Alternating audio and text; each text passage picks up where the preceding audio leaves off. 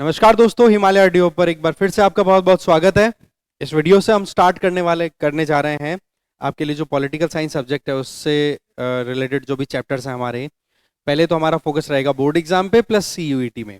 यहाँ पर हमारा जो कॉन्सेप्ट है ये है one shot concept. One shot concept में होगा कि आपकी जो एनसीईआरटी की बुक है ना, जो कि सीयूईटी प्लस बोर्ड एग्जाम्स में ऐसे कैसे काम आती है, उन पे फोकस्ड हमारा डिस्कशन रहने वाला है। और हम जो फोकस कर रहे हैं वो मेन रहेगा चैप्टर वाइज, ठीक है, जिसमें 1 घंटे में विद इन 1 आवर हम पूरे चैप्टर को कवर करेंगे और उसमें इंपॉर्टेंट जो भी फीचर्स हैं उनको एक तरीके से शॉर्ट में निपटाएंगे। इससे क्या है कि आपका ये जो बोर्ड एग्जाम का जो अभी प्रेशर अभी स्टार्ट हो चुका है, क्योंकि प्रोबेबली 1 या 2 मार्च से आपकी क्लासेस, आपकी जो बोर्ड एग्जाम्स है वो स्टार्ट होने वाली हैं। तो ऐसे में हमने ये प्लान किया कि जल्दी से जल्दी आपका ये सिलेबस कवर करा दें कि आप अगर लगातार भी अगर रिवाइज करना चाहो तो लगभग लगभग 17-18 घंटों में आपकी एक बुक कंप्लीट हो जाए, एक पूरा सब्जेक्ट कंप्लीट हो जाए। अब आप देख लो, उसी हिसाब से हमारी तैयारी यहाँ पर रहने वाली है।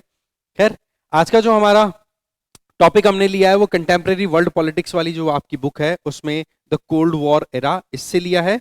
और इसमें हम बात करेंगे पूरा डिटेल में, समझाने की कोशिश की जाएगी कौन कौन से इंपॉर्टेंट पॉइंट्स हैं, कैसे हम उनको अप्रोच कर सकते हैं अगर वो शॉर्ट में लॉन्ग में कैसे भी आंसर्स आपके सामने आते हैं तो। ठीक है, चलिए स्टार्ट करते हैं।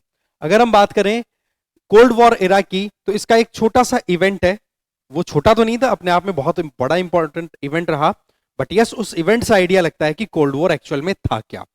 देखो, कोल्ड का मतलब पहले चीज तो हमें ये समझनी होगी, कोल्ड वॉर और हॉट वॉर में डिफरेंस क्या है। देखो, हॉट वॉर में तो क्या होता है, 1 to 1 आप आमने सामने खड़े हो और आर्म एक्सचेंज हो रही है, लड़ाइयां हो रही हैं जबरदस्त, उसको तो हम बोल देते हैं हॉट वॉर। वहीं पर कोल्ड वॉर में क्या होता है कि आप डायरेक्टली तो नहीं लड़ते, पर लड़ने के तरीके बड़े इंटरेस्टिंग होते हैं। जैसे आइडियोलॉजिकल कॉन्फ्लिक्ट हो गया, या फिर दो देशों में पहले से लड़ाई चल रही है, वहां पर आप जाकर के और बड़ी पावर्स जाकर के अपना रोल प्ले करने लग जाएं, वो एक इनडायरेक्ट मैनर में लड़ाई होना, वो कोल्ड वॉर हो जाता है। तो यहां पर हमारी शुरुआत होती है क्यूबन मिसाइल क्राइसिस से। Cuba basically United states of America के पास में लोकेटेड एक छोटा सा कंट्री है जहां की कैपिटल है हवाना। ठीक है, तो जिस टाइम की हम बात कर रहे हैं वो समय है 1962 और 1962 के समय। उस टाइम पर आप देखोगे कि एक तरफ तो यूएसएसआर दुनिया को लीड कर रहा था, जिसका कॉन्सेप्ट था सोशलिज्म एंड कम्युनिज्म। ठीक है, और वहीं दूसरी तरफ आपका अगेंस्ट में था यूएसए, जो लीड कर रहा था capitalism and democracy, liberal democracy. तो इस तरीके से इनके बीच में कॉन्फ्लिक्ट था आइडियोलॉजी का। तो क्यूबा जो था ना, वो यूएसएसआर का दोस्त हुआ करता था। इसका मतलब यहां पर कौन सा कॉन्सेप्ट काम कर रहा है, सोशलिज्म एंड कम्युनिज्म। सोशलिज्म का मतलब समाजवाद, समाजवाद का मतलब हो गया आप समाज को सेंटर में रखते हुए फिर काम करोगे। इसका काम की जो जिम्मेदारी है वो किस पे रहती है, सरकार पे, गवर्नमेंट की। वहीं दूसरी तरफ कम्युनिज्म की हम बात करें तो इसमें आप देखोगे कि समाज की तरफ से कुछ रिप्रेजेंटेटिव मिलकर के सरकार बनाते हैं और वो ही फिर काम करते रहते हैं, कम्युनिस्ट, जैसे कि आज का सिस्टम है चाइना में। तो ये तो कॉन्सेप्ट हो गया यूएसएसआर की आइडियोलॉजी का।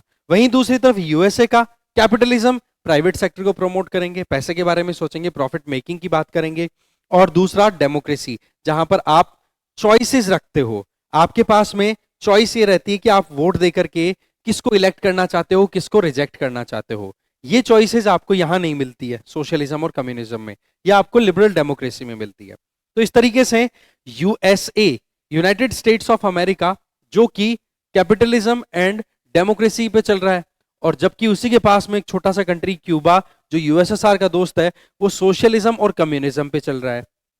अब ऐसी परिस्थितियों में क्यूबा को रूल कर रहे थे उस टाइम पे फिदेल कास्ट्रो। ठीक है, नाम याद रखिए, क्यूबा के उस टाइम के प्रेसिडेंट थे फिदेल कास्ट्रो। तो फिदेल कास्ट्रो जो थे वो पूरे के पूरे सोशलिस्टिक कम्युनिस्ट थे। तो ऐसे में क्यूबा में एक तरीके का एक टेंशन वाली सिचुएशन क्रिएट हुई कि यूनाइटेड स्टेट्स ऑफ अमेरिका जो है वो क्यूबा को लिबरल डेमोक्रेसी कैपिटलिस्ट आइडियोलॉजी में कन्वर्ट करना चाहता है। उस चीज के लिए कहीं ना कहीं अमेरिका की प्लानिंग ये हो रही है कि क्यूबा पर अटैक किया जाए। ये मैसेज पहुंच गया कहां पे, यूएसएसआर के पास में। तो यूएसएसआर ने उस टाइम पे क्या सोचा कि यार इस तरीके से हमारे अलाई, हमारे दोस्त कंट्री के ऊपर इस तरीके से अमेरिका अटैक करेगा तो उसको डिफेंड करने की जिम्मेदारी हमारी। क्योंकि ये जो लड़ाई थी कोल्ड वॉर पीरियड की, ये कहीं ना कहीं आइडियोलॉजिकल लड़ाई भी थी, जैसे मैंने बताया ये दो आइडियोलॉजीज थी इनके बीच की। तो ऐसे में क्यूबा को डिफेंड करने का जो एक रिस्पॉन्सिबिलिटी थी वो यूएसएसआर ने मोरली खुद पे ले ली कि भाई मेरी जिम्मेदारी है। ऐसे में यूएसएसआर ने डिसाइड किया, निकिता खुश्चेव उस टाइम पे यूएसएसआर के प्रेसिडेंट थे, उन्होंने डिसाइड किया कि हम जो है वो क्यूबा में न्यूक्लियर मिसाइल्स हैं वो डिप्लॉय कर देंगे। न्यूक्लियर मिसाइल भी दो रेंज की, एक थी मीडियम रेंज की जो कि 1000 किलोमीटर तक की रेंज रखती थी, और एक थी इंटरमीडिएट रेंज की लगभग 2000 माइल्स तक की रेंज रखने वाली। इसका मतलब यहां से क्यूबा से लेकर के इतना एरिया भी कवर हो सकता था और इतना एरिया भी कवर हो सकता था, इतनी कैपेसिटी की मिसाइल्स हैं वो इंस्टॉल करवा दी कहां पे, क्यूबा में।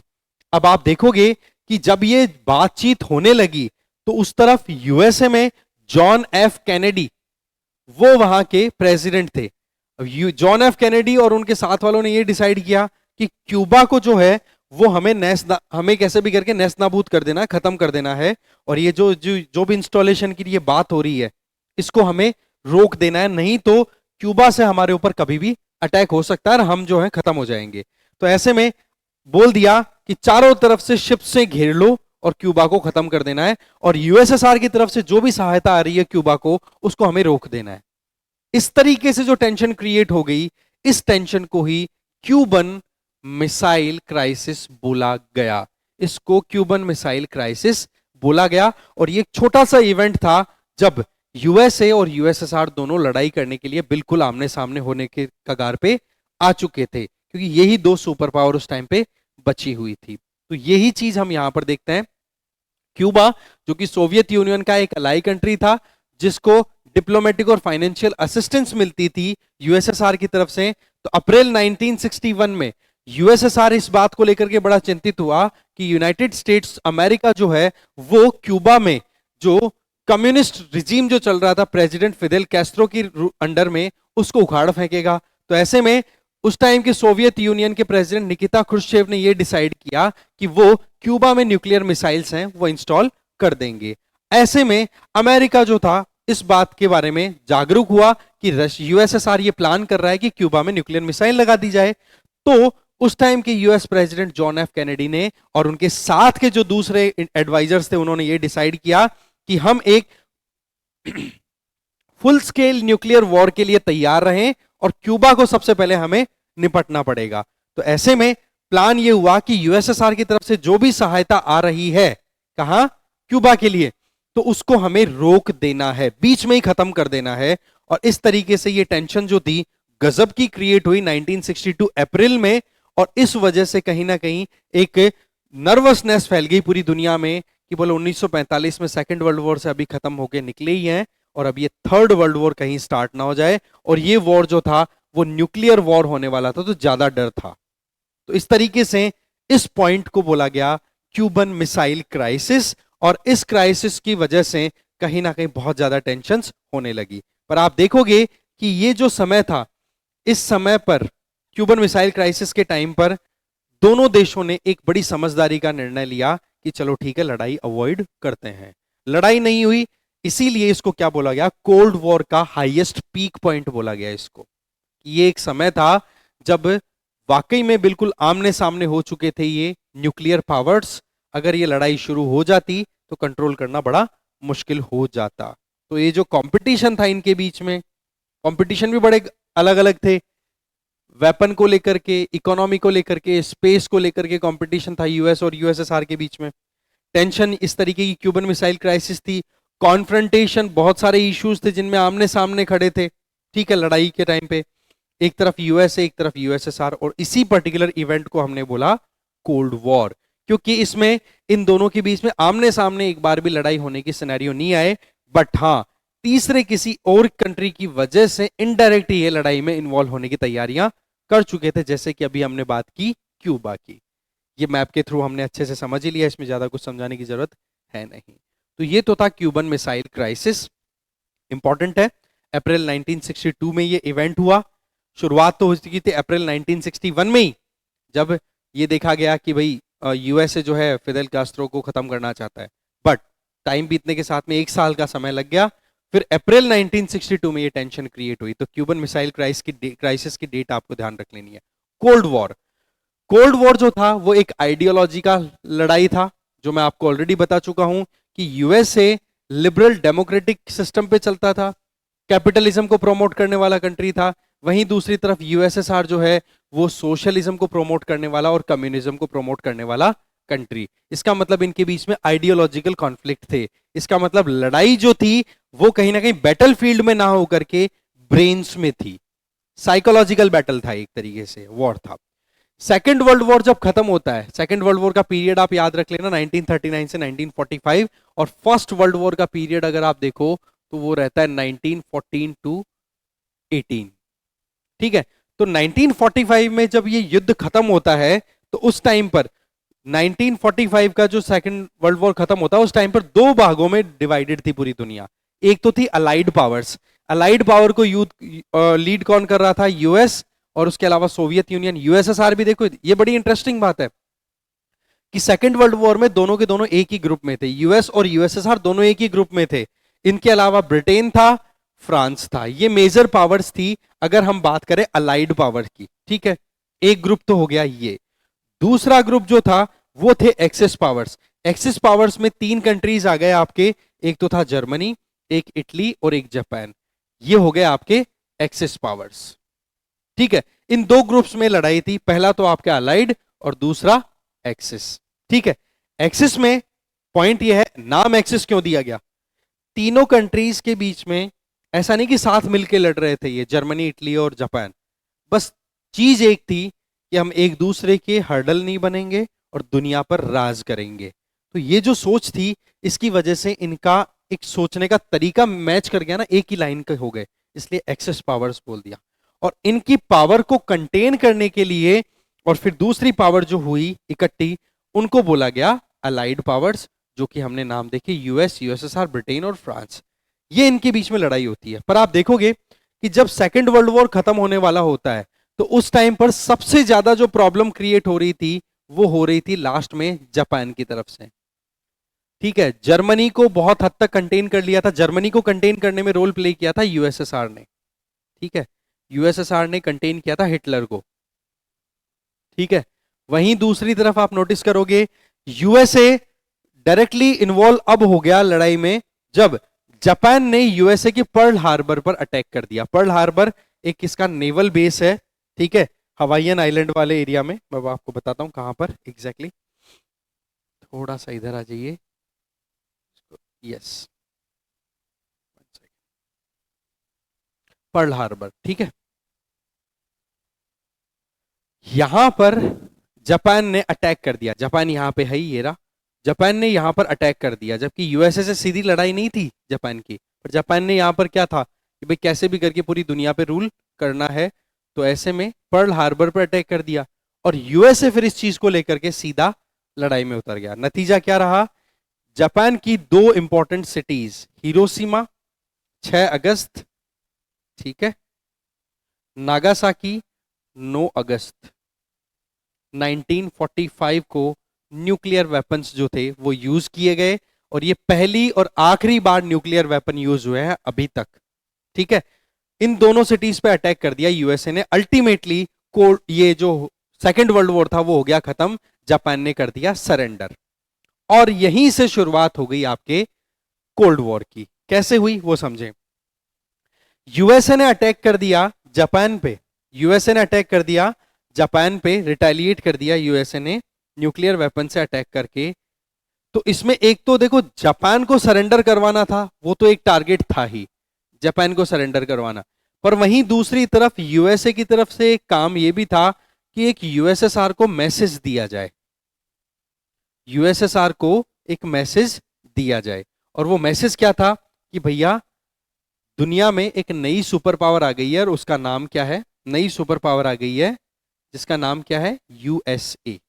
ठीक है, कि न्यूक्लियर वेपन। अब आप देखोगे यहां पर ध्यान से देखो कि ये जो लोकेशन है जापान की, ये यूएसएसआर से ज्यादा दूर नहीं है। यहां पर आप देखिए ये यूएसएसआर वाला बेल्ट हो गया और ये आपका जापान, बिल्कुल पास में आकर के न्यूक्लियर वेपन यहां पे यूज किए हैं। तो ये एक मैसेज दे दिया भाई यूएसएसआर को कि भैया बात ऐसी है, वर्ल्ड की एक नई सुपर पावर इमर्ज होके आई है, उसका नाम है यूएसए। ये एक यूएसएसआर को मैसेज था, और इस मैसेज को यूएसएसआर ने समझा भी कि भाई इतना पड़ोस में आकर के कोई न्यूक्लियर वेपन का यूज कर सकता है, तो वो तो हमारे खिलाफ में भी न्यूक्लियर वेपन यूज कर सकता है। तो इसके चलते इनके बीच में शुरू हो गया कंपटीशन। ठीक है, competition in terms of nuclear missile और न्यूक्लियर वेपन डेवलपमेंट। तो ये एक तरीके से शुरुआत हो जाती है आपके कोल्ड वॉर की, और इसमें आमने सामने लड़ाई तो नहीं हुई, बट यस इनके बीच में कंपटीशन लगातार बना रहा, जो कि 1991 तक चलता है। ठीक है, ये देखो आप किस तरीके से वहां पर आज भी हिरोशिमा और नागासाकी में इसके एविडेंसेस देखने को मिलते हैं कि किस तरीके से इन न्यूक्लियर बॉम्ब्स ने बहुत ज्यादा त्रासदी जो थी वो फैलाई वहां पे। ठीक है, यूएसए का ये जो डिसीजन था, इसको कुछ जगहों पर तो देखो क्रिटिसिज्म मिला कि भाई इस तरीके से न्यूक्लियर वेपन डालने की जरूरत नहीं थी, क्योंकि जापान लगभग लगभग सरेंडर करने की परिस्थिति में आ चुका था। वहीं दूसरी तरफ कुछ जगह सपोर्ट भी मिला कि यूएसए को करना जरूरी था, अदरवाइज जापान कंट्रोल में नहीं आ रहा था। तो ये दोनों तरफ से ओपिनियन दिखे, पर एक चीज से ये क्लियर हो गया कि एक तरफ तो यूएसए और दूसरी तरफ यूएसएसआर, ये दो नई पावर के तौर पे इमर्ज होकर के आए, नई पावर्स निकल के आई सेकेंड वर्ल्ड वॉर के बाद में। ये क्वेश्चन कई बार आता है कि सेकेंड वर्ल्ड वॉर के बाद में दो नई पावर कौन से निकल के आई, तो एक तो यूएसए हो जाएगा, एक यूएसएसआर हो जाएगा। यूनाइटेड स्टेट्स और ये जो सोवियत यूनियन थे, इनके बीच में अब कंपटीशन शुरू हो जाता है, एक अलग ही तरीके की राइवलरी शुरू हो जाती है, जो मैंने आपको बताया आइडियोलॉजिकल कॉम्पिटिटिव लेवल की। ठीक है, इस लड़ाई में इन्होंने कहीं पर भी एक दूसरे पे गोली नहीं चलाई, इसलिए इस लड़ाई को क्या बोला गया, कोल्ड वॉर। ठीक है, यहां पर एक कॉन्सेप्ट जो काम कर रहा था वो ये था कि क्यों इन लोगों ने एक दूसरे के ऊपर अटैक नहीं किया, वो था logic of deterrence. Logic of deterrence का मतलब सिंपल होता है कि दुश्मन ए और बी है, यहां पर एक को यूएस मान लो, एक को यूएसएसआर मान लो, दोनों ने अपनी कैपेबिलिटीज इतनी अच्छी डेवलप कर रखी हैं कि ए अगर बी पे अटैक करेगा तो बी के पास इतनी क्षमता है कि ए को कहीं का नहीं छोड़ेगा। इसका चक्कर क्या हो गया कि अब ए है वो अटैक करने से रुकेगा, अब ए अटैक नहीं करेगा। सिमिलरली अगर बी ए पर अटैक करने की कोशिश करे तो ए उसका जवाब ढंग से दे दे। कहने का मतलब मुझे पता है कि अगर मैं किसी पे अटैक करूंगा तो मुझे जवाब जबरदस्त वाला मिलने वाला है, तो मैं उस पर अटैक नहीं करूंगा। ऐसे में उसने मुझे अटैक करने से रोक दिया। और सेम चीज मेरे उसके ऊपर भी एप्लीकेबल है, मेरे दुश्मन पे, कि अगर वो मेरे ऊपर अटैक करने की सोचे तो मेरे पास इतनी क्षमता है कि मैं उसको जब जवाब दूंगा तो ढंग से दे दूंगा। तो ऐसे में ना तो मैं कभी अटैक करने की हिम्मत करूंगा ना वो करेगा। इसी को बोलते हैं लॉजिक ऑफ डेटरेंस। ये बहुत बार क्वेश्चन आता है कि लॉजिक ऑफ डेटरेंस का मतलब क्या है। लॉजिक ऑफ डेटरेंस का मतलब होता है both sides have the capacity to respond against an attack and to cause so much of distraction that neither can afford to initiate war। दोनों को इतना डर, इतना समझ में आया हुआ है कि अटैक करने से जवाब ढंग का मिलेगा तो वो अटैक नहीं करेंगे। यही लॉजिक ऑफ डेटरेंस है। आप देखोगे कि ये जो कंपटीशन था कोल्ड वॉर पीरियड में, इसमें दोनों पावर्स यूएसए और यूएसएसआर ने बहुत ही ज्यादा रैशनली एंड रिस्पॉन्सिबल बिहेवियर दिखाया। कहने का मतलब ये, सीधी बात है, इनके बीच में एक चीज बड़ी अच्छे से समझ में आ गई थी दोनों को कि यार हम दोनों ही लड़ाई में उलझे हुए हैं। कितना वेपन डेवलप मैं करूंगा, मैं अगर आज डेवलप कर रहा हूं तो तू डेवलप करेगा, तू कर रहा है तो मुझे करना है। तो ऐसे में बोला हमारे बाकी नेचुरल रिसोर्सेज, हमारी पूरी मेहनत तो केवल इसी कंपटीशन में लग रही है, ना तू मेरे ऊपर अटैक करेगा ना मैं तेरे ऊपर अटैक करूंगा। तो दोनों ने मिलकर के ये चीज समझदारी वाली की कि चलो ठीक है, हम कुछ एग्रीमेंट साइन करते हैं, कुछ ट्रीटी साइन करते हैं, जिनके बेसिस पे हम लिमिट फिक्स कर देंगे कि हाँ भाई न्यूक्लियर वेपन अगर डेवलप कर रहे हैं या फिर जो भी मिसाइल्स डेवलप कर रहे हैं उसकी रेंज कितनी होगी, उसकी एक लिमिट से ज्यादा हम आगे डेवलपमेंट नहीं करेंगे। तो वो चीजें यहां पर रैशनली, दैट मींस बहुत सोच समझ करके लॉजिकल अप्रोच के साथ ये दोनों कंट्रीज चले। और रिस्पॉन्सिबल, इन्होंने न्यूक्लियर वेपन को ऐसे नहीं मुंह उठा करके डाल दिया एक दूसरे पे, चाहे कितने न्यूक्लियर वेपन इनके पास में होंगे। आज आप देखो न्यूक्लियर पावर कंट्रीज में एक कंट्री है पाकिस्तान। पाकिस्तान बहुत ज्यादा इररिस्पॉन्सिबल बिहेवियर देता है। कैसे? आए दिन स्टेटमेंट आते रहते हैं कि हमारे पास में न्यूक्लियर वेपन है, हम ये कर देंगे, हम वो कर देंगे। तो इस वजह से पाकिस्तान को इररिस्पॉन्सिबल न्यूक पावर बोला जाता है। वहीं दूसरी तरफ इंडिया के पास में भी न्यूक्लियर वेपन है, बट इंडिया ने आज तक अपने मुंह से ये नहीं कहा कि हम न्यूक्लियर वेपन का ऐसे ऐसे यूज कर लेंगे। इवन हम तो नो फर्स्ट पॉलिसी पे चलने वाले कंट्री हैं। तो कहने का मतलब इन दोनों कंट्रीज ने बहुत लॉजिकल बात की, लॉजिकली तरीके से आगे चले और दुनिया को थर्ड वर्ल्ड वॉर में फंसने नहीं दिया। तो ये चीज शो करती है कि वाकई में ये जिम्मेदार देश भी थे। बट यस, इनके बीच में कंपटीशन था, इनके बीच में एक ठंडी लड़ाई चल रही थी, एक राइवलरी थी, जिसमें कंपटीशन था इनका आइडियोलॉजी का, कंपटीशन था इनका अपनी खुद की डोमिनेंस का, कंपटीशन था अपने दोस्त बनाने का, कंपटीशन था स्पेस में, मिलिट्री में, हर एक एरिया में। बस ये था कि लड़ाई जो थी वो आमने सामने नहीं लड़ी कभी भी, और इसी का नतीजा ये रहा कि अभी तक थर्ड वर्ल्ड वॉर नहीं हुआ, हम जिंदा हैं। ठीक है, चलिए नेक्स्ट। अब देखो यहां पर ये जो दो कंट्रीज अपने अपने काम कर रहे हैं, इसके चलते अब दुनिया दो ग्रुप्स में डिवाइड हो गई, two power blocks, emergence of two power blocks. वो टू पावर ब्लॉक्स कौन से थे? एक तो ईस्टर्न ब्लॉक हो गया और एक वेस्टर्न ब्लॉक हो गया। अगर यहां पर आप देखोगे ये रेड वाला है, ये सारा का सारा कम्युनिस्ट ब्लॉक है, कम्युनिस्ट ब्लॉक है, ठीक है, जिसमें कम्युनिज्म और सोशलिज्म पे काम चल रहा है।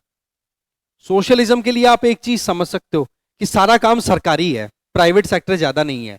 तो ये रेड वाला है वो तो हो गया आपका ईस्टर्न ब्लॉक, ठीक है, जिसको लीड कौन कर रहा था? यूएसएसआर। वहीं दूसरी तरफ आप नोटिस करोगे ये जो येलो वाला है ये आपका हो गया वेस्टर्न ब्लॉक, ठीक है।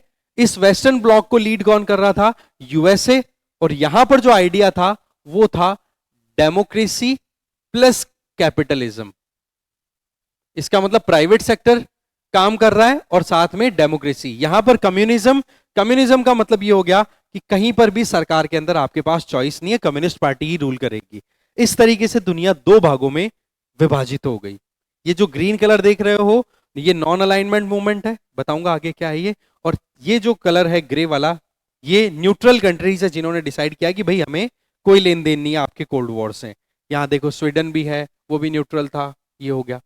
अब देखते हैं कि ईस्टर्न ब्लॉक में क्या क्या डेवलपमेंट्स हुए और वेस्टर्न ब्लॉक्स में क्या क्या डेवलपमेंट हुए, ठीक है।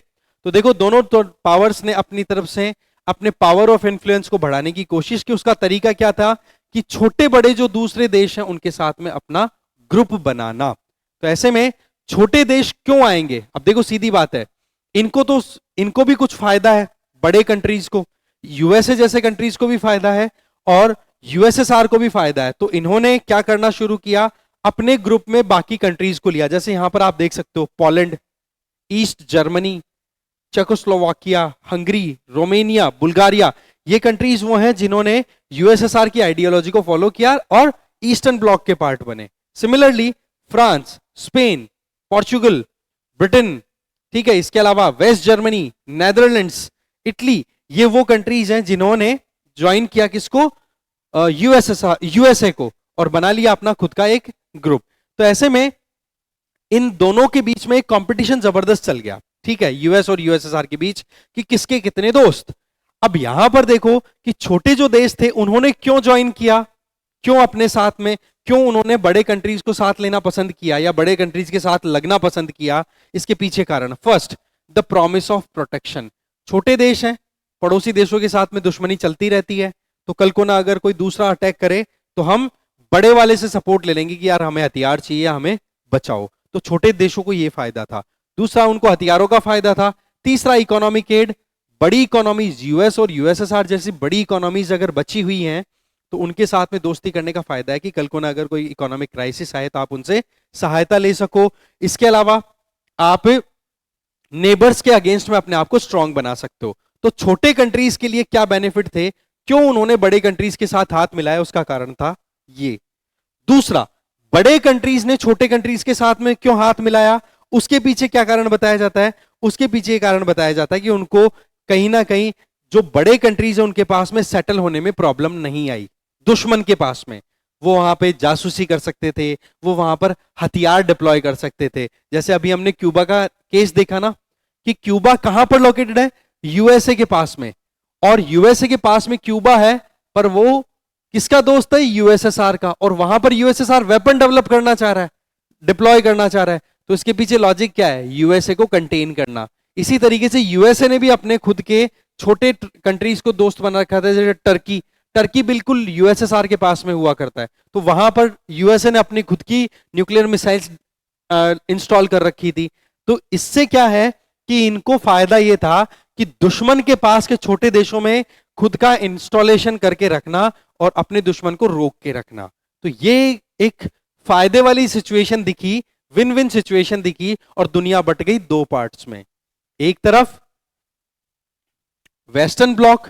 अच्छा, ये डिवीजन सबसे पहले कहां पर हुआ? यूरोप में। यूरोप के जो वेस्टर्न कंट्रीज हैं उन्होंने ज्वाइन कर लिया यूएसए को और एक ब्लॉक बना लिया जिसका नाम रखा गया वेस्टर्न अलायंस। और इस वेस्टर्न अलायंस ने ही मिलकर के अपना एक ऑर्गेनाइजेशन स्टैब्लिश किया जिसको बोला गया North Atlantic Treaty Organization, NATO. ठीक है, नेटो की स्थापना हुई थी अप्रैल 1949 में। और इसका एक प्रिंसिपल था। वो प्रिंसिपल क्या था कि भाई अगर किसी भी नेटो कंट्री के ऊपर कोई भी दूसरा कंट्री अटैक करेगा तो ये सारे नेटो पर अटैक माना जाएगा। और जितने भी नेटो मेंबर्स हैं, शुरुआत में 12 मेंबर्स ने ज्वाइन किया, फिर बढ़ता गया था। ठीक है, आप देखोगे कि नेटो का प्रिंसिपल यही था कि कलेक्टिव सिक्योरिटी के ऊपर उन्होंने काम किया कि किसी भी एक देश पर अगर दुश्मन देश ने अटैक कर दिया तो वो सारा नेटो मिलकर के उस देश को डिफेंड करेगा। और इसी नेटो को काउंटर करने के लिए जो यूरोप के ईस्टर्न पोर्शन में लोकेटेड कंट्रीज हैं उन्होंने भी अपना एक कैंप बना लिया जिसको बोला गया ईस्टर्न अलायंस। जैसा कि हमने ऑलरेडी मैप पे देख लिया, ये इधर रेड वाला ईस्टर्न अलायंस हो गया और ये इधर वेस्ट वाला वेस्टर्न अलायंस हो गया।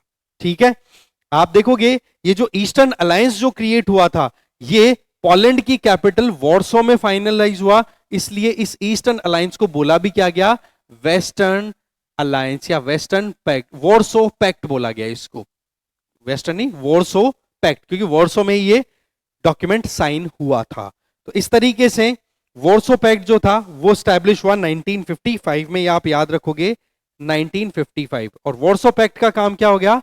To counter NATO forces, NATO forces को रोकना। अब आप खुद देख लो कि दो पार्ट्स में डिवाइड हुआ कि नहीं। एक तरफ ईस्टर्न जिसमें यूएसएसआर लीड कर रहा है, कम्युनिस्ट आइडियोलॉजी है, वॉर्सो पैक्ट है जिसमें आपके ये जो रेड कलर वाले कंट्रीज हैं वो आ गए, और दूसरी तरफ आपका वेस्टर्न अलायंस हो गया जिसको नेटो लीड कर रहा है, नेटो में यूएसए लीड कर रहा है और उसमें ये कंट्रीज ज्वाइन कर लेते हैं। तो दो ब्लॉक्स में दुनिया बट गई। ठीक है, तो ये आपको ध्यान रख लेना है। नेक्स्ट अगर बात की जाए तो ये जो डिवीजन का जो शुरुआत थी हुई कहां से? यूरोप से। पर यूरोप से बढ़ती बढ़ती अब आगे एशिया में भी पहुंची। एशिया में जो साउथ ईस्ट एशियन कंट्रीज हैं उनके साथ में एग्रीमेंट हुआ यूएसए की लीडरशिप में जिसको बोला गया SEATO, South East Asian Treaty Organization. और सेंट्रल एशियन जो कंट्रीज थे उनके साथ में जो एग्रीमेंट हुआ उसको बोला, सेंट्रल एशियन का मतलब ये नहीं है तजाकिस्तान, तजिकिस्तान और ये बेसिकली ये तो खुद यूएसएसआर में ही थे उस टाइम पे। ये हम बात कर रहे हैं इनकी इराक, ईरान, ठीक है, वेस्ट एशिया की बात कर रहे हैं वहां पर। तो वहां पर Central Asian Treaty Organization CENTO sign हुआ। ये जब दोनों एग्रीमेंट्स फाइनलाइज हुए ना तो उस टाइम पर आप नोटिस करोगे कि कहीं ना कहीं अब यूएसए ने अब एशिया में भी एंट्री कर दी, एशिया में भी एंट्री कर दी। और इस एंट्री का फायदा मिला किसको? पाकिस्तान को। ठीक है, इसका फायदा मिला पाकिस्तान को और पाकिस्तान बहुत फायदे में रहा इस चीज को लेकर के उस टाइम पर। बट आज उसी की वजह से कहीं ना कहीं नुकसान में भी है, क्योंकि बड़े भाई के चक्कर में क्या हुआ, पाकिस्तान ने खुद ने तो कभी मेहनत की नहीं, हर चीज यूएसए पे डिपेंडेंट रहा। और आज देख लो पाकिस्तान के हालात क्या है, हैंड टू माउथ से भी बुरे हालात हो चुके हैं। वहीं दूसरी तरफ अगर देखा जाए तो एक तरफ तो दुनिया दो भागों में बट रही थी, ईस्ट और वेस्ट अलायंस में। वहीं ये 1940s का समय था, 1950s का समय था जब कॉलोनियल पावर्स अपनी कॉलोनीज को छोड़ छोड़ के जा रही थी, जैसे कि फ्रांस, ब्रिटेन, इन कंट्रीज ने अपना जो रूल था वो खत्म करना स्टार्ट कर दिया। तो उसका नतीजा क्या हुआ कि कहीं ना कहीं नए कंट्रीज इंडिपेंडेंट हो रहे थे, जैसे कि इंडिया। तो इंडिया जैसे कंट्रीज जो थे वो अपनी ऑटोनॉमी चाहते थे, वो नहीं चाहते थे कि वो यूएस या फिर यूएसएसआर किसी भी ग्रुप में ज्वाइन करें।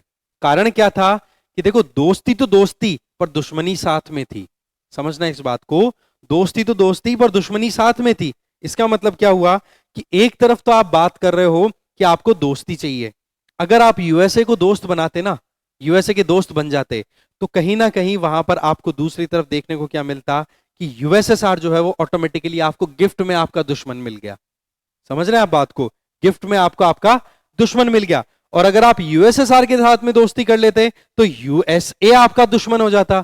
इस वजह से इंडिया ने क्या डिसाइड किया कि जी ना तो हम किसी ग्रुप को ज्वाइन करेंगे, ना तो हम किसी ग्रुप को ज्वाइन करेंगे, ना किसी न्यूली इंडिपेंडेंट कंट्री को किसी ग्रुप में जाने की सलाह देंगे। हमारी कोशिश ये रहेगी कि न्यूली इंडिपेंडेंट कंट्रीज जो हैं वो इंडिपेंडेंटली ही काम करें, अपनी खुद की जरूरतों को खुद के हिसाब से पूरी करें। नहीं तो क्या होगा, किसी एक ग्रुप को ज्वाइन करने के चक्कर में आप दूसरे से दुश्मनी लोगे, वो तो है ही, पर हो सकता है कि आने वाले समय में जिस कंट्री के साथ में आपने दोस्ती बनाई वो आपको भी गुलाम बना ले। तो ये चीजें क्या शो करती हैं कि इंडिया ने एक मैच्योर डिसीजन लिया। इंडिया ने डिसाइड किया कि भाई हमें फ्रीडम बड़ी मुश्किलों से मिली है, हम फ्रीडम बिल्कुल भी नहीं छोड़ेंगे। अल्टीमेटली इंडिया जैसे कंट्रीज जो थे, जो फ्रीली अपने काम को करना चाहते थे, जो दुश्मनी किसी भी ब्लॉक से नहीं चाहते थे, ना तो ईस्टर्न ब्लॉक से दुश्मनी चाहते थे ना वेस्टर्न ब्लॉक से चाहते थे, तो क्या चाहते थे कि भाई कैसे भी करके साथ में हम हमारा काम भी करते रहे और दोनों ब्लॉक्स के साथ हमारी एंगेजमेंट रहे। कहने का मतलब हमें फ्रेंडशिप चाहिए थी दोनों की, और एनिमिटी चाहिए थी किसी की भी नहीं। तो इसलिए क्या डिसाइड किया कि हम किसी के भी दोस्त नहीं बनेंगे, और इस तरीके का मूवमेंट जो स्टार्ट हुआ उसको बोला गया नॉन अलाइंड मूवमेंट, नैम। आप देखोगे कि एक तरफ तो यूएसए और यूएसएसआर दोनों की टेंशन चल रही थी, यूएसए और यूएसएसआर की टेंशन चल रही थी, वहीं एक तीसरा मूवमेंट स्टार्ट हो गया नैम का। आप देखोगे कि शुरुआती समय का मतलब आप मानो 1950 से लेकर के 62 तक, ठीक है, चाइना जो था वो यूएसएसआर की तरफ था, चाइना जो था वो यूएसएसआर की तरफ था। पर चाइना और यूएसएसआर के बॉर्डर डिस्प्यूट्स राइज होते हैं कब, 62 में। ठीक है, आप देखो एक बार लिंक बनाओगे ना तो 1962 में ही चाइना ने हमारे ऊपर भी अटैक किया था अपनी बॉर्डर क्लेम करते हुए। ठीक है, तो वो जो कॉन्फ्लिक्ट था उसी टाइम पर आप देखोगे यूएसएसआर के साथ भी रिश्ते बिगाड़ लिए। ऐसे में चाइना का जो रुख था वो तो हो गया किसकी तरफ, यूएसए की तरफ, और यूएसएसआर चल गया अपनी एक अलग दिशा में।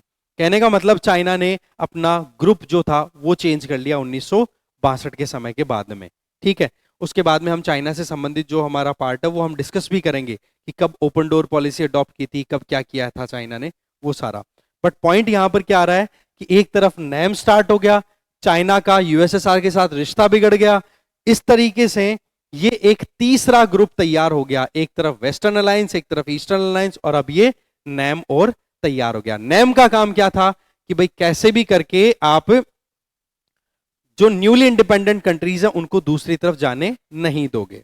इसके अलावा देखा जाए तो जो छोटे कंट्रीज थे इनको ये बड़े कंट्रीज अपने ग्रुप में क्यों लेना चाह रहे थे, ये मैं ऑलरेडी आपको बता चुका हूं। ठीक है, कि क्यों सुपर पावर्स इंटरेस्टेड थी स्मॉलर कंट्रीज को अपने ग्रुप में लेने के लिए, क्योंकि उनको फायदा था। सबसे पहले तो इनको ऑयल और मिनरल मिलते, दैट मीन्स सीधी बात है, अगर हम सीटो सेंटो इनकी बात करें तो सेंटो की बात करें, सेंट्रल एशियन ट्रीटी ऑर्गेनाइजेशन, तो इसमें आपने इराक, ईरान इनको साथ में लिया, इनके साथ में अपनी एंगेजमेंट बनाई यूएसए ने।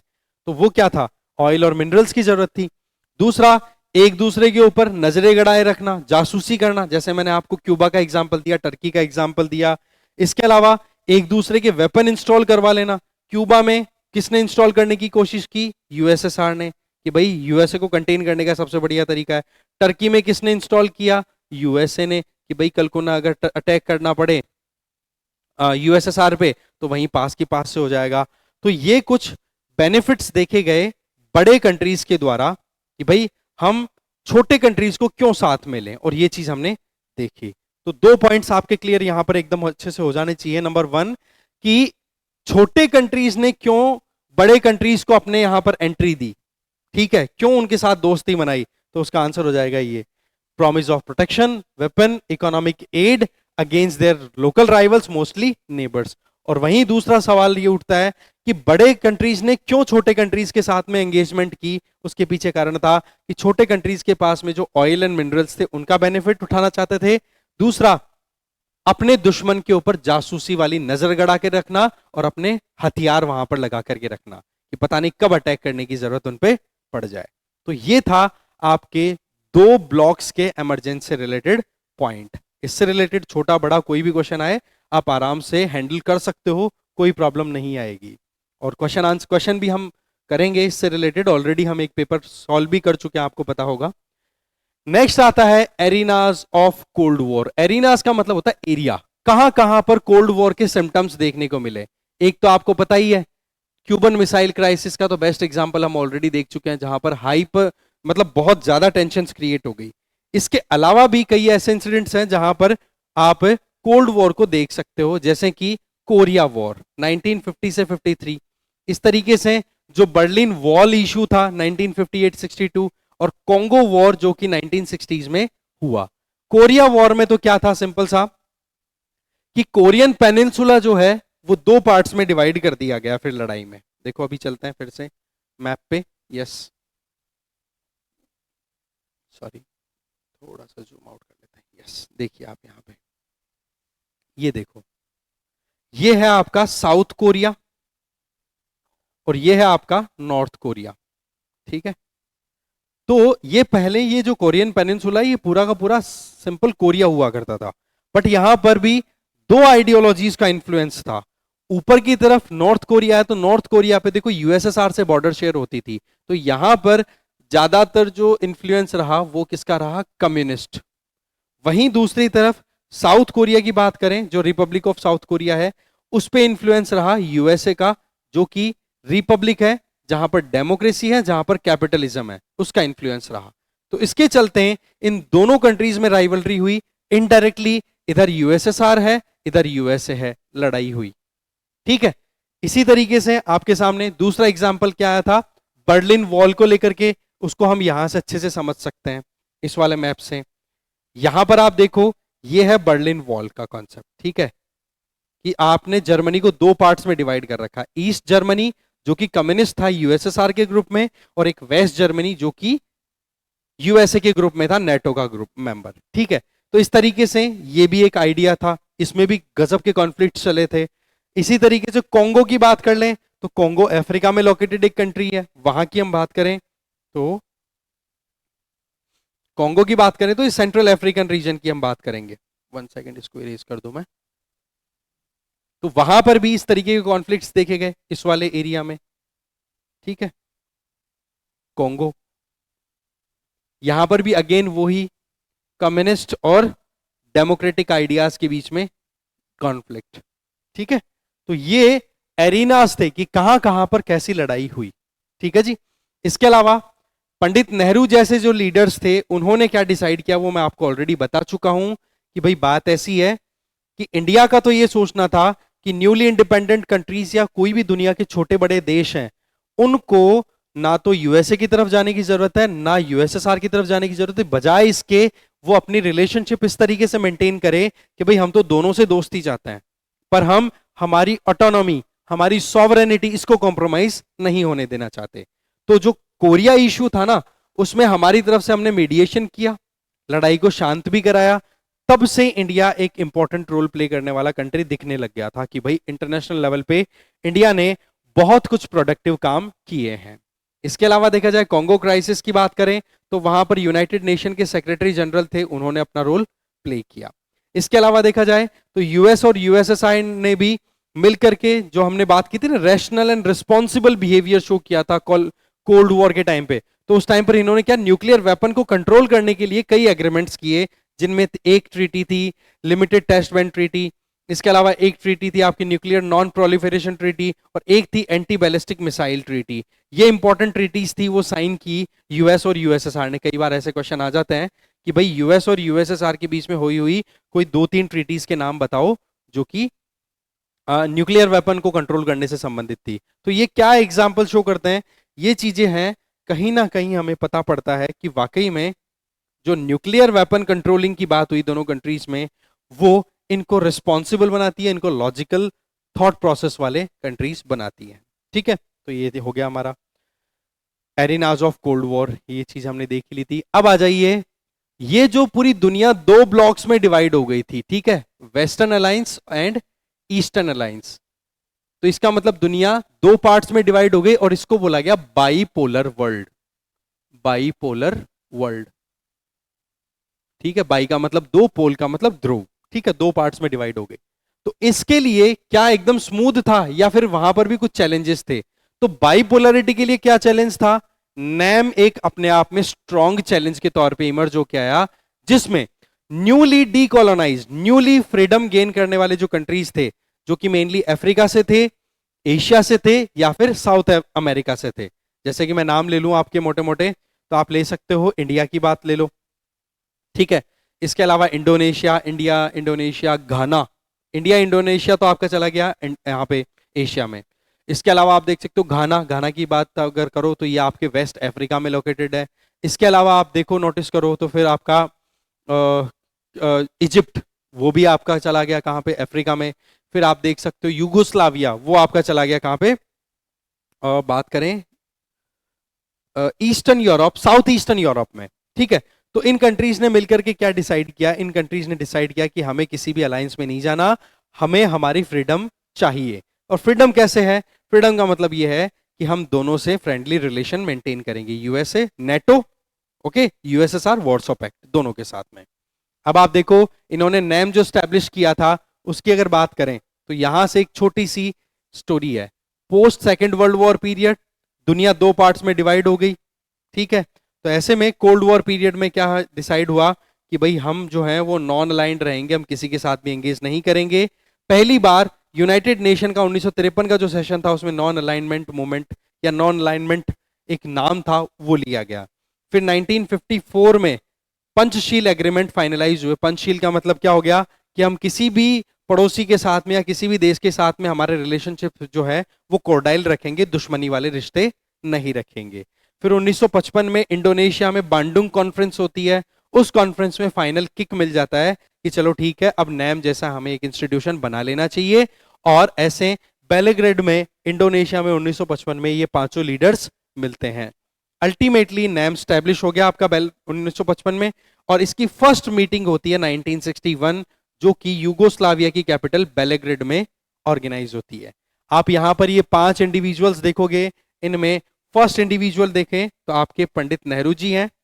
ठीक है, इंडियन प्राइम मिनिस्टर। दूसरे हैं एनक्रुमा, ठीक है, जो कि घाना से हैं।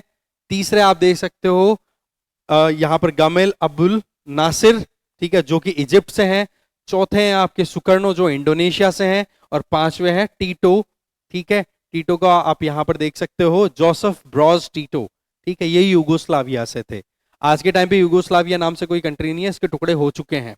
ठीक है, तो पॉइंट क्या है कि ये इस तरीके से पांच मेंबर्स मिलकर के और ये ग्रुप बनाते हैं। इनका टारगेट था कि भाई हम ना तो यूएसए के साथ जाएंगे ना यूएसएसआर के साथ जाएंगे, हमें हमारी इंडिपेंडेंस प्यारी है और हम दोनों के साथ में फ्रेंडली रिलेशनशिप रखना चाहते हैं।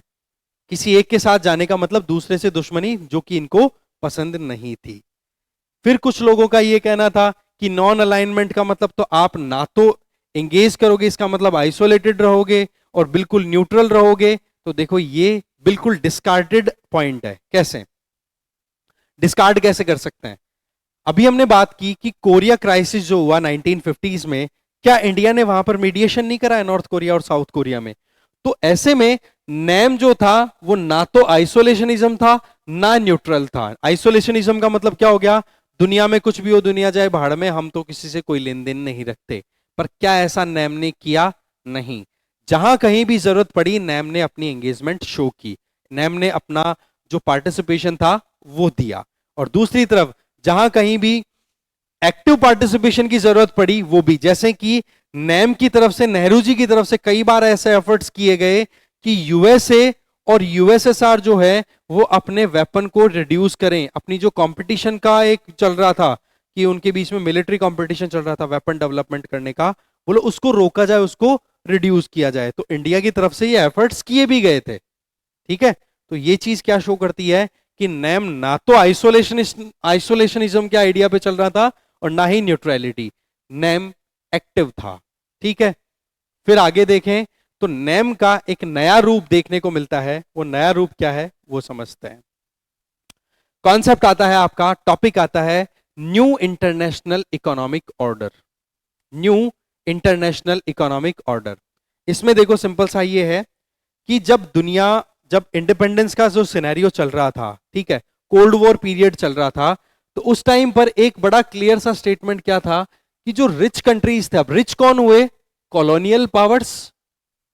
ठीक है, ध्यान से पढ़े आप, कॉलोनियल पावर्स। उन्होंने इंडिया जैसे कंट्रीज को गुलाम बना करके यहां के रिसोर्सेज को यूज किया और पैसे वाले बन गए खुद, और गरीब बना के चले गए किसको? इंडिया जैसे कंट्रीज को। तो ऐसे में सबसे बड़ा चैलेंज क्या था कि अभी भी ये जो कॉलोनियल पावर्स थी ये निकल तो गई, जगह खाली करके निकल तो गए इंडिया जैसे जो गुलाम कंट्रीज थे उनसे, पर प्रॉब्लम ये रही कि यहां पर अपने रिसोर्सेज को छोड़ के नहीं निकले। चलो इंडिया में तो चलो हमने फ्रीडम स्ट्रगल की, बहुत कुछ फ्री करवा लिया, पर अफ्रीका की अगर बात करें ना, तो वहां पर अभी भी ये जो कंट्रीज थे, कौन से? कॉलोनियल पावर्स, यूरोपियन पावर्स, ठीक है, फ्रांस, आप ले लो, ब्रिटेन ले लो, इन कंट्रीज की बात करें, तो इन्होंने अपनी पकड़ छोड़ने के लिए बिल्कुल भी एग्री नहीं किया था। तो ऐसे में फिर सवाल ये था कि भाई रिसोर्स जिस कंट्री के हैं उस कंट्री में रहने वाले लोगों का ही उन रिसोर्सेज पे ऑनरशिप होना चाहिए। वहां पर कॉलोनियल पावर्स का कोई लेन देन नहीं है, कॉलोनियल पीरियड खत्म हो चुका है। तो ये जो बात थी, इस बात को ध्यान में रखते हुए एक नया इकोनॉमिक ऑर्डर तैयार हुआ, एक नया सेटअप तैयार हुआ, उसको बोला गया न्यू इंटरनेशनल इकोनॉमिक ऑर्डर, जिसको बोला गया नियो। इसका मतलब यह था कि जो न्यूली डीकोलोनाइज्ड कंट्री है, न्यूली फ्रीडम गेन करने वाले जो कंट्रीज हैं, उनका यह टारगेट था कि हमारे देश में बोले गरीबी बहुत है, परेशानी बहुत ज्यादा है, हम इकोनॉमिकली बहुत ज्यादा बैकवर्ड हैं, तो हमें आगे आना है। तो आगे आने के लिए फिर बाद में एक रिपोर्ट आती है अंकटाड की, ध्यान रखें, United nation conference on trade and development, UNCTAD, उसके द्वारा एक रिपोर्ट लाई जाती है 1972 में। रिपोर्ट का नाम है towards a new trend policy for development. और इस पॉलिसी में क्या कहा गया कि भाई सीधी बात है कि जो ये रिच और डेवलप्ड कंट्रीज हैं, रिच एंड डेवलप्ड कंट्रीज हैं, इनको जो भी पुअर कंट्रीज हैं, ठीक है, पुअर और we can say least developed countries, उन कंट्रीज के रिसोर्सेज से अपनी अथॉरिटी को छोड़ना पड़ेगा, अपनी पावर को छोड़ना पड़ेगा, और इन लीस्ट डेवलप्ड कंट्रीज को उनके खुद के रिसोर्सेज पे अधिकार दिए जाए। पहला तो राइट्स दिए जाए इनको, ठीक है, और दूसरा कि जिन नेचुरल रिसोर्सेज को आपने यूज किया है, कौन से ने? रिच एंड डेवलप्ड ने, कि आपने लोगों के रिसोर्सेज को यूज किया दूसरे कंट्रीज को, फिर आप पैसे वाले बने हो, तो आपकी जिम्मेदारी है कि आप उनको मनी और टेक्नोलॉजी ट्रांसफर करो, जिससे कि ये पुअर कंट्रीज भी अपने रिसोर्सेज को यूटिलाइज करते हुए आगे प्रोग्रेस कर सकें। इस तरीके का ये प्रोविजन किया गया अंकटाड के द्वारा। ये जो रिपोर्ट आई थी 1972, जिसका नाम है towards a new trade policy for development. अब आप देखोगे कि इस चीज को लेकर के यूनाइटेड नेशन में 77 कंट्रीज एक साथ आते हैं, जिसके बेसिस पे एक ग्रुप बन गया G77, जो आज भी चलता है। G77 वैसे नाम रह गया, शुरुआत में 77 कंट्रीज साथ आए तो नाम पड़ गया, बट आज के समय में लगभग 125 से ज्यादा कंट्रीज हैं, 130 के लगभग जो डेवलपिंग कंट्रीज हैं दुनिया के, वो सभी इसमें मेंबर हैं। अब आप देखोगे कि 1972 में ये जो towards a new trade policy for development का ये जो कॉन्सेप्ट आया, इसमें आप देखोगे कि जो ये poor and least developed countries हैं, इनके सामने कंप्लीट एक अपॉर्चुनिटी देने की बात आ गई कि भाई इनके रिसोर्सेज पे इनकी ऑनरशिप हो, और साथ में इनको आप मनी और टेक्नोलॉजी भी ट्रांसफर करो। तो ये जो काम था, ये कहीं ना कहीं एक नए तरीके से हुआ, और इसी को बोला गया new international economic order, neo. और इसमें आप देखोगे कि कहीं ना कहीं नैम जो था उसने एक लीड रोल प्ले किया, क्योंकि नैम में जितने भी कंट्रीज थे वो सारे के सारे डेवलपिंग कंट्रीज थे, या फिर ये कहो लीस्ट डेवलप्ड कंट्रीज थे। ठीक है, तो ये एक तरीके से क्या शो करता है कि नैम, जिसने अपनी शुरुआत की थी एक पॉलिटिकल कॉन्सेप्ट पे कि भाई हम कैसे भी करके किसी भी ग्रुप के प्रेशर में नहीं आएंगे, हम इंडिपेंडेंटली काम करेंगे, और अब जो है ये नियो के कॉन्सेप्ट के बेसिस पे नैम जो है वो अब इकोनॉमिक प्रेशर ग्रुप के तौर पे भी काम करने लग गया। इकोनॉमिक प्रेशर ग्रुप कैसे, कि भैया बात ऐसी है कि हमें हमारे रिसोर्सेज पे अधिकार दो। नेम में थे कौन, बेसिकली वही कंट्रीज जो नियो की बात कर रहे हैं। ठीक है, तो इस तरीके से नेम का अपना काम करने का तरीका थोड़ा बदला। ठीक है, फिर बात आती है इंडिया क्या स्टैंड लेकर के चल रहा था कोल्ड वॉर में। देखो सीधी बात है, इंडिया ने टू वे पॉलिसी अपना रखी थी। टू वे पॉलिसी का मतलब सिंपल है कि ना तो हम किसी भी अलायंस को ज्वाइन करेंगे, ध्यान से समझना इंडिया की ये पॉलिसी क्या थी, ना तो हम किसी अलायंस को ज्वाइन करेंगे, और जो कोई भी न्यूली इंडिपेंडेंट कंट्री है उनको इन अलायंस में जाने भी किसी को नहीं देंगे। कहने का मतलब ना तो हम किसी से अलायंस बनाएंगे और ना ही नए जो इंडिपेंडेंट हो रहे हैं कंट्रीज हैं उनको इन ग्रुप्स में किसी में जाने देंगे। क्यों? क्योंकि इंडिया को और इंडिया के साथ के जो नए मेंबर कंट्रीज थे उनको ये बात अच्छे से समझ में आई हुई थी कि अगर किसी एक के साथ दोस्ती करोगे तो दूसरे से दुश्मनी आपको गिफ्ट में मिलने वाली है। तो ऐसे में हम कैसे भी करके रिस्क ना लें, और दूसरी तरफ अगर दोस्ती कर भी ली तो चलो ठीक है, दुश्मन तो आप पे अटैक नहीं करेगा क्योंकि आपके साथ में एक बड़ा पावर है। अगर दोस्ती कर भी ली मान लो, पर आपकी इंडिपेंडेंस खतरे में जा सकती है। यह गलती पाकिस्तान ने कर दी, जो कि आज भी भुगत रहा है पाकिस्तान। आप समझना इस बात को, पाकिस्तान आज भी इसी बात को भुगत रहा है कि पाकिस्तान ने कोल्ड वॉर पीरियड में यूएसए के ग्रुप को ज्वाइन करना पसंद किया, जबकि इंडिया ने डिसाइड किया कि हम नॉन अलाइंड मूवमेंट में कंटिन्यू करेंगे, ना तो यूएसए की तरफ ना यूएसएसआर की तरफ। तो इस तरीके का जो ट्रेंड था वो क्लियर हो गया और इंडिया ने साफ साफ कर दिया कि ना तो हम किसी मिलिट्री अलायंस को ज्वाइन करेंगे और ना ही न्यूली इंडिपेंडेंट कंट्रीज को ज्वाइन करने देंगे। हमारी कोशिश ये रहेगी। तो टू प्रॉन्ज स्ट्रेटेजी हो गई। इंडिया ने ये कहा कि इसका मतलब ये नहीं है कि हम सिचुएशन से भाग रहे हैं, फ्लीइंग अवे नहीं है, हम सीधी बात है किसी के भी गुलाम नहीं बनना चाहते। गुलामी से ऑलरेडी हम परेशान हो चुके हैं। और यस, जब कभी भी कोई प्रॉब्लम आएगी, जैसे कि अभी हमने देखा कि कोरियन वॉर में इंडिया ने एक्टिवली पार्टिसिपेट करते हुए और चीजों को मैनेज करवाया, दोनों के बीच में इश्यूज को कंसोलिडेट कराया, सेटल करवाया।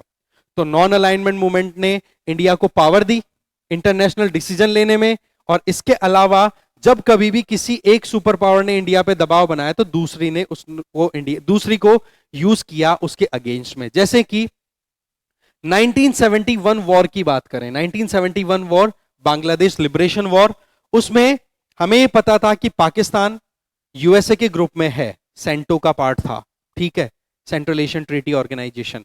तो इंडिया ने डिसाइड कर लिया कि हमें अगर पाकिस्तान को हराना है या फिर ये जो बांग्लादेश का मुद्दा है इसको सेटल करना है तो हमें यूएसए को पहले टैकल करना पड़ेगा। तो ऐसे में हमने 1971 में पहले यूएसएसआर के साथ में फ्रेंडशिप ट्रीटी साइन कर ली। नतीजा क्या हुआ कि यूएसए वहीं पे बैलेंस हो गया। इसके चलते हमने फिर पाकिस्तान को हराया और बांग्लादेश को हमने लिबरेट भी कराया। इसके अलावा देखा जाए तो नॉन अलाइनमेंट मूवमेंट की जो पॉलिसी थी इंडिया की, इसको क्रिटिसाइज भी बहुत बार किया गया कि भाई इंडिया तो ये बोलता है कि हम किसी भी ग्रुप के साथ एंगेज नहीं करेंगे, किसी भी एक सेगमेंट के साथ हम एंगेज नहीं करेंगे, तो फिर यूएसएसआर के साथ में फ्रेंडशिप ट्रीटी करने की जरूरत क्या थी।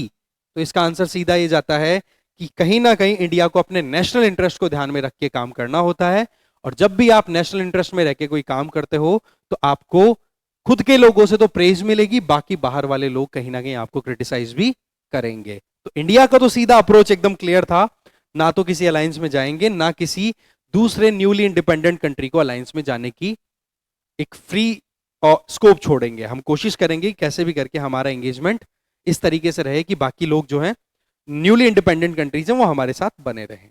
ठीक है, तो इस तरीके से ये जो India and cold war period वाला जो पोर्शन था वो भी हमारा हुआ कंप्लीट। तो ये जो फर्स्ट चैप्टर रहा हमारा, जिसमें हमने जानने की कोशिश की कि क्यूबन मिसाइल क्राइसिस क्या था, इस चैप्टर में जो हमने पढ़ा उसको एक बार रिकैप अगर करें तो आप सीधा सीधा समझ पाओगे किन किन चीजों पे हमने ध्यान दिया। फर्स्ट वन हमने बात की क्यूबन मिसाइल क्राइसिस की, ठीक है, अच्छे से समझा कि किस तरीके से ये प्रॉब्लम हाईलाइट हुई, कैसे इसको सेटल किया, विद मैप हमने किया ये क्वेश्चन। सेकंड हमने टॉपिक समझा कि कोल्ड वॉर का एक्चुअल में मतलब क्या है। ठीक है, कोल्ड वॉर के बाद में हमने समझने की कोशिश की कि ये जो कोल्ड वॉर पीरियड था उस टाइम पे दुनिया दो ब्लॉक्स में डिवाइडेड थी। वो दो ब्लॉक कैसे थे, उनका एस्टेब्लिशमेंट कैसे हुआ, कौन इसको लीड कर रहा था। फिर हमने बात की ये टू ब्लॉक्स के बाद में, ये टू ब्लॉक बनने के बाद में इनके लिए, टू ब्लॉक्स के लिए चैलेंज क्या था, जैसे कि हमने बात की नेम की, फिर हमने बात की कि इकोनॉमिकल सेगमेंट में new international economic order neo का जो कॉन्सेप्ट आया अंकटाड की रिपोर्ट के बेसिस पे, उसमें क्या बातें बोली गई, और फिर लास्ट में हमने समझने की कोशिश की, और अंकटाड के चलते ये चैलेंज जो था वो नेम वाला हो गया, ठीक है, और नेम का यहां पर नया रोल आ गया इकोनॉमी के तौर पे, इकोनॉमिक प्रेशर ग्रुप के तौर पे, और लास्ट में फिर हमने देखा कि इंडिया और कोल्ड वॉर पीरियड में क्या एक्शन रहे इंडिया के, ठीक है। तो इस तरीके से हमने ओवरऑल ये पूरा चैप्टर एक सिंगल स्ट्रेच में कवर कर लिया है। इसी तरीके से हम सेकंड जो चैप्टर है वो कवर करेंगे, ठीक है। और आप इन वीडियोस को अपने दोस्तों तक पहुंचाएं, ये बोर्ड एग्जाम के लिए बहुत इंपॉर्टेंट सीरीज है। हम कोशिश कर रहे हैं कि सिंगल शॉट वन गो में आपका पूरा चैप्टर कंप्लीट हो जाए, उससे फायदा ये होगा कि आप आसानी से स्कोर कर पाओगे अपने एग्जाम्स में, ठीक है। थैंक यू वेरी मच, बने रहिए हिमालय ऑडियो के साथ में। Thank you.